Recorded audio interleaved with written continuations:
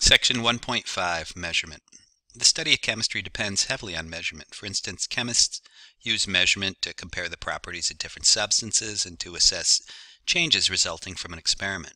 A number of common devices enable us to make simple measurements of a system's properties. The meter stick can be used to measure length. The burette, the pipette, and the graduated cylinder, and the volumetric flask can measure volume. The balance measures mass. The thermometer measures temperature. Sounds pretty straightforward. These instruments provide measurements of macroscopic properties which can be determined directly. Microscopic properties, too small to measure directly, can be determined using indirect methods. Not surprising. A measured quantity is usually written as a number with an appropriate unit. To say that the distance between New York and San Francisco by car along a certain route is 5,166 is meaningless. We must specify that distance as kilometers. In science, units are essential to stating measurements correctly. Chemistry teachers are always taking points off for people who write numbers and neglect to write the units that they go with. SI units. For many years, scientists recorded measurements in metric units, which are related decimally, that is, by powers of 10. That's a nice, convenient thing to do. 1960, however, the General Conference of Weights and Measures, the International Authority on Units, or so they think, proposed a revised metric system called the International System of Units, which was abbreviated SI from the French system, apparently French being the international language, the Internationale des Units. Table 1.2 shows the 7 SI base units. Isn't it neat how there's only 7 base units? All other SI units, they're not saying all other units period, but all other SI units of measurement can be derived from these base units. That's kind of neat. For example, if volume can be treated as a third cube root of mass, did I get that right? Of length, I mean. So length times width times height can give you a volume, for example. Cubic something is cubic distance equals volume. These SI units are modified in decimal fashion by a series of prefixes as shown in table 1.3, and it's usually up to most budding scientists to learn all these SI units. We use both metric and SI units in this book. There's the 7 units: length common, mass common, time common, current common, temperature common, but nobody uses Kelvin out in the world. Only scientists do that. The amount mole, nobody uses that except, well, mostly chemists, I would say. By the way, it's just a really big number. And it always cracks me up that you have to have a unit for luminous intensity known as the candela, which nobody seems to use, even the people who sell light bulbs. And here's the prefixes, going from tera, which is quite large, 10 to the 12th, down to pico, which is quite small, 10 to the minus 12th. And so these are convenient prefixes to use. Measurements that we will use frequently in our study of chemistry include time, mass, volume, density, and temperature. Oh my God, why didn't they put amount in there? Amount has got to be there, right? But they forgot about the mole. Oops. Mass and weight. Mass is a measure of the quantity of matter in an object. The terms mass and weight are often used interchangeably, although strictly speaking they refer to different quantities. In scientific terms, weight is the force that gravity exerts on an object. An apple that falls from a tree is pulled downward by Earth's gravity. The mass of the apple is constant and does not depend on its location, but its weight does. Now, if that were actually true, shouldn't that number, which is the mass, be independent of where it is? So if I'm using a scale, I should get a number, and if that's truly the mass, that scale should give me the same number if it's on the moon, right? This is the part I have to admit I do not get about the difference between mass and weight. However, I'm sure I must be missing something. So let us continue. This is why astronauts were able to jump about rather freely on the moon's surface. Despite their bulky suits and equipment, the mass of an object can be determined readily with a balance. Really? So it doesn't matter where that balance is, it will always record the same number? I don't think so. I don't think it will. I don't think the mass of a substance can be ever stated since it depends on gravity. I think, well, I think mass is an illusion. Somebody prove me wrong.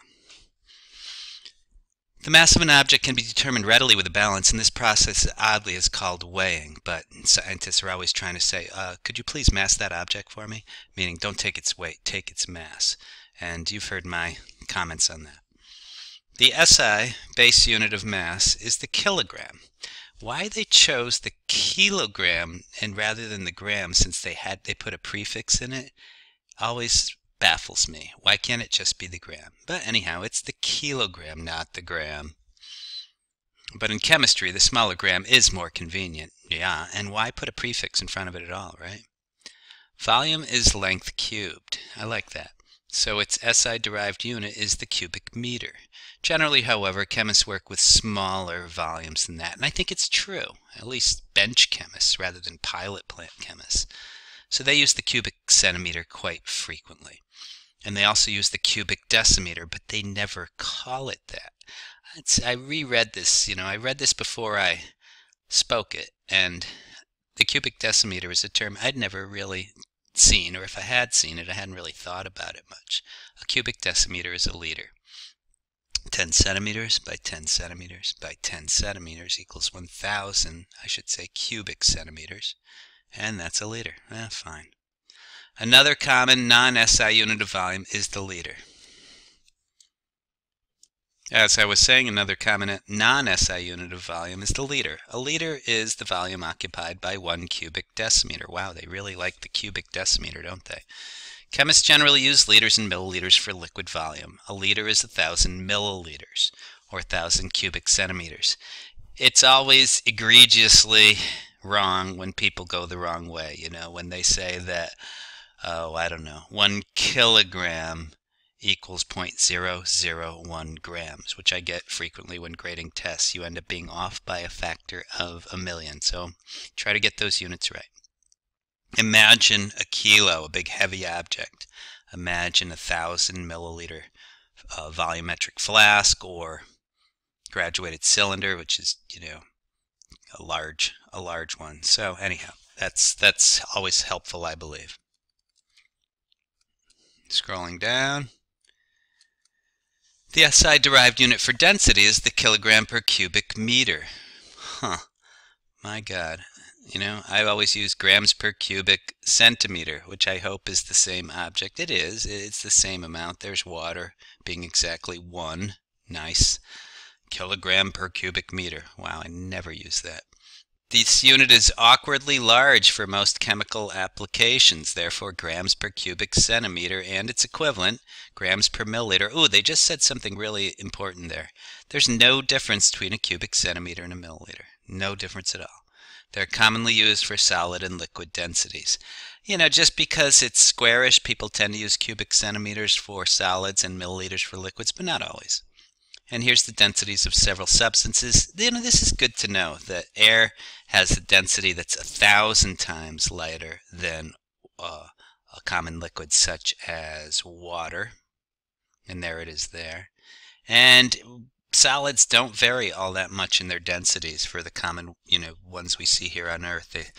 One of the very highest you'll ever see is about 20 grams per cubic centimeters. Substances like gold, most of them are between 1 and say 8, something like that, till you get to the really dense ones.